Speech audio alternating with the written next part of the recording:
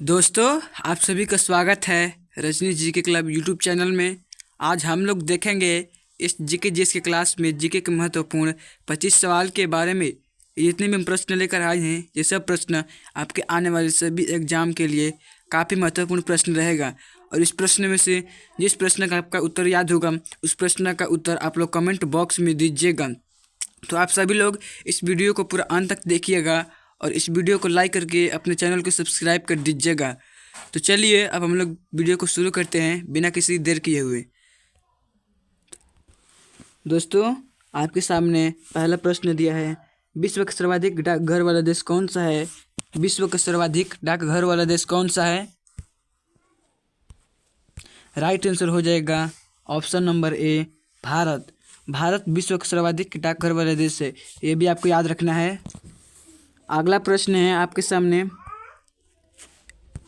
ये प्रश्न कर रहा है, नील नदी कहाँ से निकलती है? नील नदी कहाँ से निकलती है? राइट आंसर हो जाएगा ऑप्शन नंबर बी, विक्टोरिया झील से। विक्टोरिया झील से नील नदी निकलती है। राइट आंसर होगा ऑप्शन नंबर बी। अगला प्रश्न आपके सामने है, सात टापुओं का शहर किसे कहा जाता है? सात टापुओं का शहर किसे कहा जाता है? तो राइट आंसर हो जाएगा ऑप्शन नंबर ए, मुंबई को। मुंबई को सात टापुओं का नगर कहा जाता है। राइट आंसर है ऑप्शन नंबर ए।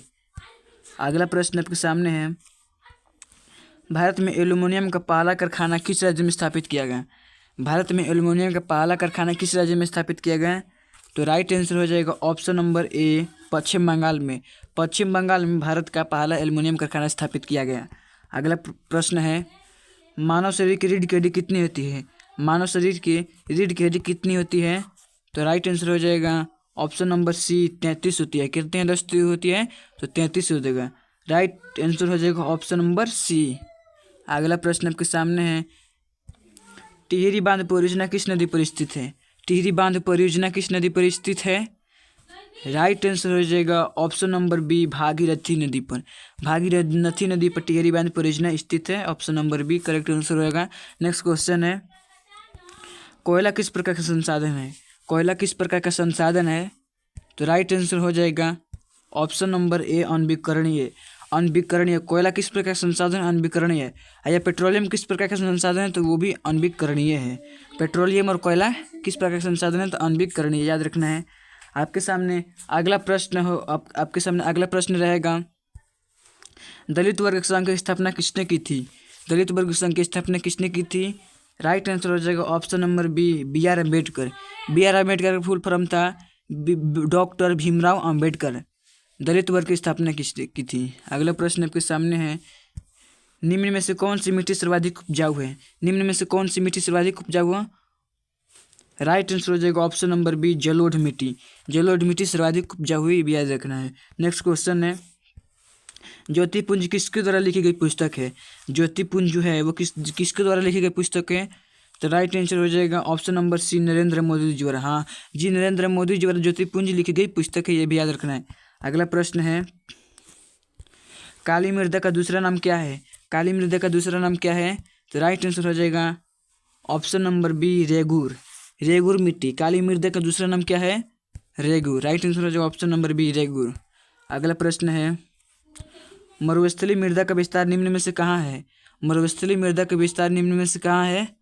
तो right answer option number B, Rajasthan में।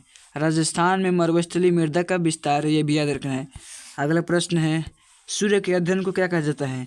सूर्य के जो अध्ययन को क्या कहा जाता है? तो राइट आंसर हो जाएगा ऑप्शन नंबर सी, हेलियोलॉजी। सूर्य के अध्ययन को क्या कहा जाता है दोस्तों? तो हेलियोलॉजी कहा जाता है। करेक्ट आंसर होगा option number C. Next question है, कौन सी मिट्टी कपास के लिए सर्वोत्तम मानी जाती है? कौन सी मिट्टी कपास के लिए सर्वोत्तम मानी जाती है? तो राइट आंसर हो जाएगा ऑप्शन नंबर बी, काली। काली मिट्टी कपास के लिए सर्वोत्तम मानी जाती है, ये भी याद रखना है। अगला प्रश्न है, मेढक के प्रजनन को नष्ट करने वाला रसायन कौन सा है? मेढक के प्रजनन को नष्ट करने वाला रसायन कौन सा है? तो राइट आंसर हो जाएगा ऑप्शन नंबर सी, एंड्रिन। एंड्रिन। एंड्रिन एक ऐसा रसायन है जो मेढक के प्रजनन को नष्ट करता है, ये भी याद रखना है। साथ में option number C correct answer होगा। अगला प्रश्न आपके सामने है, देश के बांधों को किसने भारत का मंदिर कहा था? देश के बांधों को किसने भारत का मंदिर कहा था? राइट आंसर हो जाएगा option number D, Pandit Jawaharlal Nehru. Pandit Jawaharlal Nehru ने देश के बांधों को मंदिर कहा था, ये भी याद रखना है। अगला प्रश्न आपके सामने है, कपास के लिए कौन सी मिट्टी उपयुक्त होती है? कपास के लिए कौन सी मिट्टी उपयुक्त होती है? तो राइट आंसर हो जाएगा ऑप्शन नंबर ए, काली मिट्टी। काली मिट्टी कपास के लिए उपयुक्त होती है, भी याद रखना है। Correct answer option number A. अगला प्रश्न है,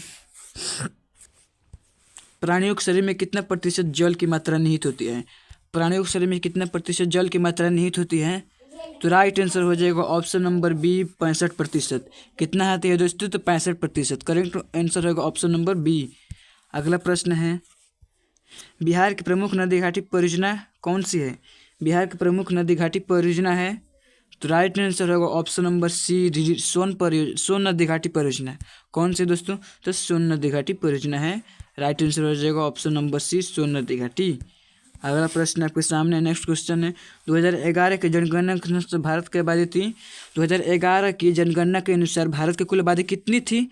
तो राइट आंसर हो जाएगा ऑप्शन नंबर बी, 121 करोड़ थी दोस्तों। तो 121 करोड़ 2011 की जनगणना के अनुसार भारत की आबादी थी, ये भी याद रखना है, ये भी महत्वपूर्ण प्रश्न है। तो राइट आंसर होगा ऑप्शन नंबर बी, 121 करोड़। अगला प्रश्न आपके सामने है, ये प्रश्न करें, टेक्सुअल का उपयोग किया जाता है। टेक्सुअल का जो उपयोग किया जाता है वो किस रोग में किया जाता है? तो राइट आंसर हो जाएगा ऑप्शन नंबर ए, कैंसर में किया जाता है दोस्तों। किस रोग में किया जाता है? तो कैंसर में किया जाता है टेक्सुअल का उपयोग। करेक्ट आंसर होगा ऑप्शन नंबर ए, कैंसर। अगला प्रश्न है, विश्व पर्यावरण दिवस कब मनाया जाता है? विश्व पर्यावरण दिवस कब मनाया जाता है? तो राइट आंसर होगा ऑप्शन नंबर ए, 5 जून। 5 जून को विश्व पर्यावरण दिवस मनाया जाता है, ये भी याद रखना है। करेक्ट आंसर होगा ऑप्शन नंबर ए। अगला प्रश्न आपके सामने है, ये प्रश्न करें, किस खनिज को उद्योगों का जननी माना गया है?